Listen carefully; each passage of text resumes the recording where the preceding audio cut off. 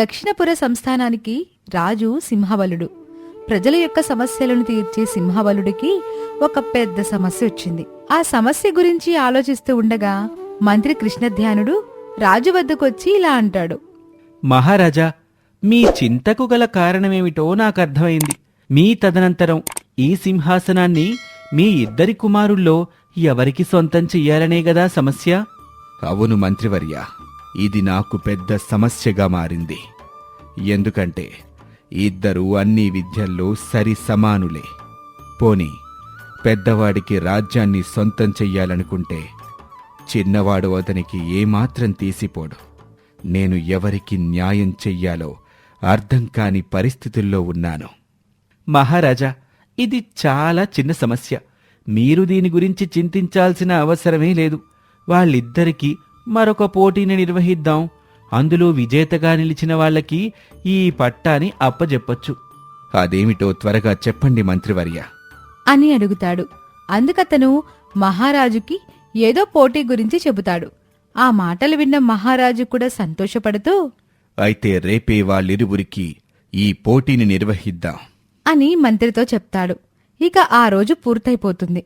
మరుసటి రోజు ఉదయం తన ఇద్దరు కుమారులని తన వద్దకు రావాలని మంత్రి చేత కబురు పంపిస్తాడు.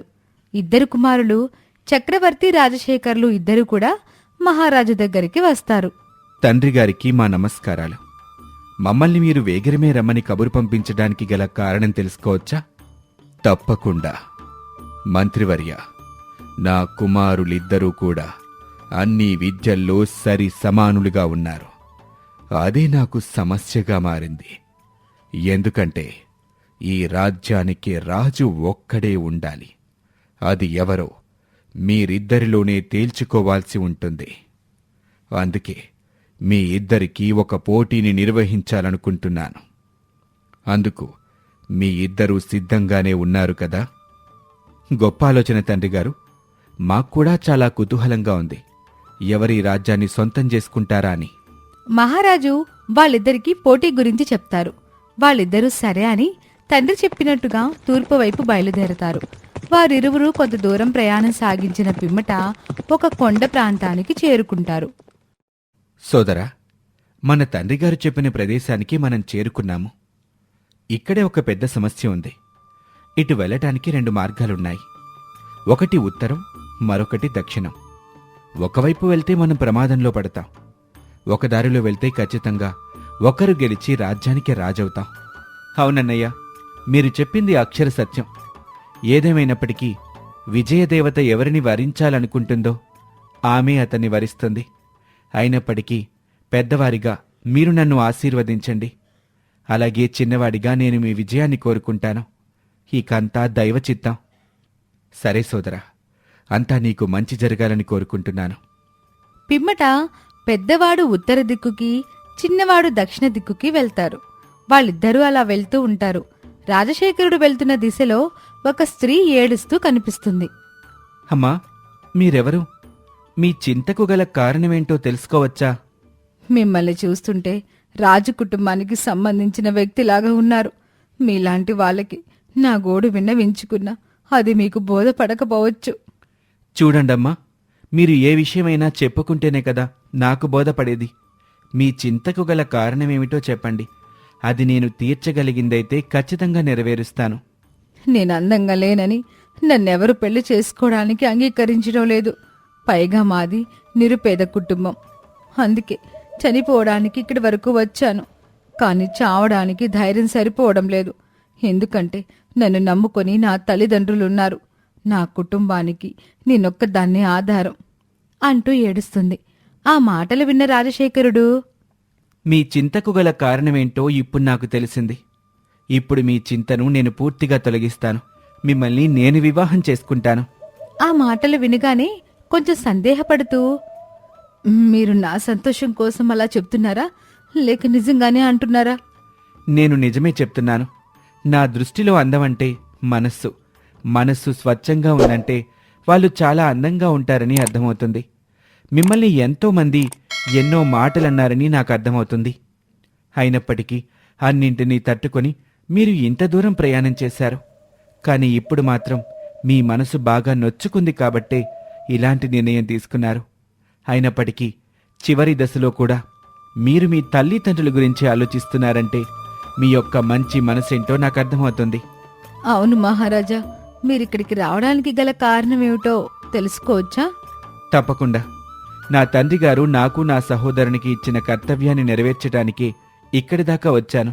అయితే నేను కూడా మీ తోడు రావచ్చా? తప్పుగా అనుకోవద్దు. ఈ పోటీ నా తండ్రి మా ఇద్దరి మధ్య నిర్వహించారు. ఆ పోటీ మా ఇద్దరి మధ్య జరగాలి. నిన్ను ఇబ్బంది పెట్టడం అంత మంచిది కాదు అనిపిస్తోంది. నేను తిరిగి వచ్చిన పిమ్మట మిమ్మల్ని వివాహం చేసుకుంటాను. అప్పటి వరకు మీరు నా రాజ్యంలోనే ఉండండి అని ఆమెతో చెప్పి ముందుకు వెళ్తాడు. అందమైన ప్రకృతి అందాలను ఆస్వాదిస్తూ వెళ్తూ ఉంటాడు. అతను కొంత దూరం ప్రయాణం చేసిన తర్వాత అతను మనసుకి అనిపిస్తుంది, ఈ ప్రదేశమంతా చూస్తూ ఉంటే ఇక్కడ ప్రమాదమేదీ లేనట్టుగానే ఉంది. అంటే మా అన్నగారు ఉన్న చోట ఖచ్చితంగా ప్రమాదం పొంచుకొని ఉందని నేను భావిస్తున్నాను. అదే నిజమైతే అతనికి సహాయం చేయటానికి ఎవరు ఉండరు. మరలా కొంత దూరం ప్రయాణం చేసిన తర్వాత తనలో తాను మదనపడుతూ, నేను ఈ సమయంలో నా విజయం కోసం కాకుండా నా సహోదరుని కోసం ఆలోచించాలి. అవును, అదే సరైంది అని అనుకుని వెంటనే అక్కడి నుంచి తన సహోదరుడున్న దిశకు బయలుదేరాడు. ఇదిలా ఉండగా చక్రవర్తి వెళ్లే మార్గంలో కూడా అతనికి ఒక స్త్రీ ఏడుస్తూ కనబడుతుంది. ఎవరు మీరు? ఇక్కడ నిలబడి ఎందుకు దుఃఖిస్తున్నారు? మహారాజా, నా పేరు కన్య. నేను అందవిహీనంగా ఉన్నానని నన్నెవరు వివాహం చేసుకోవడం లేదు. అందుకే నేను మరణించాలని నిశ్చయించుకొని వచ్చాను. నీ ఆయుష్ భగవంతుడు అంతవరకే రాసుంటే నువ్వు చేసేదే సరైంది. కానీ నేనొకటి చెప్తాను, ధనంతో అన్నీ చేకూరుతాయి అంటారు. నీకెంత ధనం కావాలో అంత ధనం నేను దానంగా ఇస్తాను. నీ ధనాన్ని చూసి ఎవరో ఒకరు నిన్ను వివాహం చేసుకుంటారు. నువ్వు సంతోషంగా వారితో ఉండొచ్చు. ధనం చూసి నన్ను వివాహం చేసుకున్నవారు డబ్బు నాతో ఉన్నంత కాలం వరకు మాత్రమే ప్రేమగా నటిస్తారు. నిజమైన ప్రేమ నాకు దొరకదు. మీరు చెప్పింది నిజమే. కానీ ఉన్న కొన్ని రోజులైనా మీరు సంతోషంగా ఉంటారు కదా. మీరు దాని గురించి ఆలోచించటం లేదు. ఒక్కసారి దాని గురించి కూడా ఆలోచించండి. మీకు ఆ తాత్కాలికమైన ఆనందం కావాలి అనుకుంటే నా రాజ్యానికి బయలుదేరి వెళ్ళండి. అక్కడ నా తండ్రితో జరిగిన విషయం చెప్పండి. ఆయన మీకు సహాయం చేస్తాడు. లేదనుకుంటే మీరెంచుకున్న మార్గంలోనైనా మీరు వెళ్ళండి. మహారాజా, మీరు మాట్లాడిన మాటలు నాకు కొంచెం బాధగా ఉన్నప్పటికీ కొంత సంతోషంగానే ఉంది. కానీ మిమ్మల్ని ఒక మాట అడగాలని అనుకుంటున్నాను. తప్పకుండా అడగండి. మీరు చాలా గొప్పవారు. చాలా ధనాన్ని నా సొంతం చేస్తా అన్నారు కదా. ఆ ధనాన్ని మీకే తిరిగిస్తాను. మీరే నన్ను వివాహమాడి నన్ను సంతోషపరచండి. ఏం మాట్లాడుతున్నావు? పేనుకు పెత్తనమిస్తే తల మొత్తం గొరికి పెట్టిందని ఊరికే అనలేదు. నీకు సహాయం చెయ్యాలనుకున్న నాతోనే ఇలా మాట్లాడుతున్నావా? నేను నిన్ను వివాహం చేసుకుంటే ప్రజలందరూ అందవికారంగా ఉన్న నిన్ను వివాహమాడనని నవ్వుతారు. అది నాకు చాలా పెద్ద అవమానం. మర్యాదగా నా ముందు నుంచి వెళ్ళిపో, లేదంటే కత్తితో కండగా చీల్చివేస్తాను. మహారాజా, కోపం వలదు. నా విన్నపము వినండి, ఆలకించండి. నా సహోదరి ఒక ఆమె ఉంది. ఆమె చాలా అందంగా ఉంటుంది. ఆమెను వివాహమాడితే నేను కూడా మీతోనే ఉంటాను. మీ పాదాల దగ్గర దాసిలాగా పడుంటాను. ఆమె చాలా అందగత్తె. నిజంగానా? ఆమె అంతటి అందగత్తే? నిజంగా మహారాజా, మీరు నాతో పాటు వస్తే నేను ఆమెను చూపిస్తాను. అందుకు చక్రవర్తి తండ్రి చెప్పిన పోటీ సంగతి కూడా మర్చిపోయి ఆమెతో పాటు కలిసి వెళ్తాడు. ఆమె అతన్ని ఒక చోటుకు తీసుకుని వెళ్తుంది. ఎక్కడా అందగత్తె? ఎక్కడ? ఆమెను వివాహమాడి ఆమె అందాన్ని నా సొంతం చేసుకుంటాను. నన్ను కాదు అన్నందుకు నీకు తగిన శాస్తి చేయడానికి ఇక్కడికి తీసుకుని వచ్చాను. మహారాజుకి అక్కడ ఏం జరుగుతుందో అర్థమయ్యేలోపే కొందరు దుండగులు అతన్ని బంధిస్తారు. ఆ సమయంలోనే చిన్నవాడు మారువేషంలో అక్కడికి చేరుకుంటాడు. అక్కడ ఉన్న వాళ్లతో యుద్ధం చేసి అతన్ని బందీ నుండి విడిపిస్తాడు. సమయానికి నన్ను బందీఖానా నుంచి విడిపించినందుకు కృతజ్ఞతలు. నేను దక్షిణాపురి ప్రాంతానికి కాబోయే మహారాజుని. మీరు నా ప్రాణాలు కాపాడినందుకు మీకు నేను బహుమతి అందజేస్తాను. నాతో పాటు రండి. క్షమించండి మహారాజా, నాకు అతి ముఖ్యమైన కార్యం ఉంది. సమయం వచ్చినప్పుడు మళ్ళీ మనం కలుద్దాం. అంతవరకు నాకు సెలవిప్పించండి. చక్రవర్తి తప్పకుండా అని అంటాడు. ఇరువురు కూడా తిరిగి వారి ప్రయాణాలను మొదలుపెట్టారు. కొంత సమయానికి ముందుగా పెద్దవాడు చక్రవర్తి సరాసరి అనుకున్న ప్రదేశానికి చేరుకుని రాజుగారు చెప్పిన బంగారు విగ్రహాన్ని తీసుకుని తిరిగి రాజ్యానికి బయలుదేరుతాడు. ఆయన రాజ్యాన్ని చేరుకున్న తర్వాత నా సోదరుడింకా రాలేదని నేను భావిస్తున్నాను. పైగా విగ్రహం నా సొంతమైంది కాబట్టి ఈ సింహాసనానికి నేనే అర్హుణ్ణి. నాయనా, కుమారా, కొంత సమయం వేచి ఉండు నాయనా. మీ సహోదరుడు ఇక్కడికి విచ్చేసిన పిమ్మట సంభాషిద్దాం. రాజాజ్ఞ శిరస వహిస్తాను తండ్రి. కొంత సమయం వేచి ఉన్న పిమ్మట తన సహోదరుడు కూడా బంగారు విగ్రహాన్ని తీసుకుని అక్కడికి చేరుకుంటాడు. చాలా ఆశ్చర్యంగా ఉన్నది. తండ్రిగారు, మీరు చెప్పిన దాని ప్రకారం విగ్రహం ఒకచోటే ఉండాలి కదా. నా సహోదరునికి విగ్రహం ఎలా సొంతమైంది? నేను వెళ్ళిన చోట ప్రమాదం ఎక్కడా నాకు కనిపించలేదు. అంటే నా సహోదరుడు వెళ్ళిన మార్గంలో ఖచ్చితంగా ప్రమాదం ఉంటుంది కదా. మీరు చెప్పిన దాని ప్రకారం అక్కడ విగ్రహం కూడా ఉండకూడదు. పితృవర్య, నా సహోదరుడు చెప్పింది అక్షర సత్యం. ఇదెలా సాధ్యం? 2 విగ్రహాలు 2 దిక్కులో ఎలా ఉంటాయి? ఒక్క నిమిషం నాయనా. స్త్రీమూర్తులారా, ఇలా విచ్చేయండి అని మహారాజు తన కుమారులకు కనిపించిన 2 స్త్రీలను అక్కడికి ప్రవేశపెడతాడు. వీరు మీకు తెలుసా నాయనా? మేం వెళ్ళిన మార్గమధ్యలో ఈ స్త్రీ నాకు కనిపించింది. నాకు నా మార్గమధ్యంలో ఆ స్త్రీ కనిపించింది. వీళ్ళిద్దరినీ మంత్రిగారు మీకోసమే మీ మార్గ మధ్యలో ఏర్పాటు చేశారు. నిజానికి మీరు వెళ్ళిన ఏ దిక్కులోనూ ప్రమాదం లేదు. అలాగే 2 ప్రదేశాల్లోనూ బంగారు విగ్రహాలున్నాయి.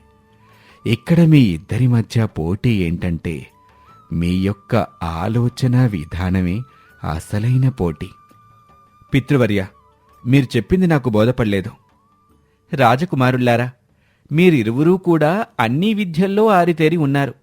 అన్ని విద్యలు వచ్చిన మీకు నేనే ఈ స్త్రీ అనే పరీక్ష పెట్టాను. ఎందుకంటే స్త్రీ వలన ఎంతోమంది రాజ్యాన్ని కోల్పోయిన సందర్భాలు ఎన్నో ఉన్నాయి. స్త్రీ వ్యామోహం వలదు, అది శ్రేయస్కరం కాదు. అవును కుమారా, మంత్రిగారు చెప్పినది అక్షర సత్యం. మీరు దాన్ని మరచి స్త్రీ వ్యామోహంలో పడి మీరే కోరి కోరి ప్రమాదం వైపు వెళ్లారు. నీ సహోదరుడు ఆమె ఒక్క మనసును తెలుసుకొని ఆమెను వివాహం చేసుకోవడానికి సిద్ధపడ్డాడు. మొదటగా స్త్రీని అతను గౌరవించాడు.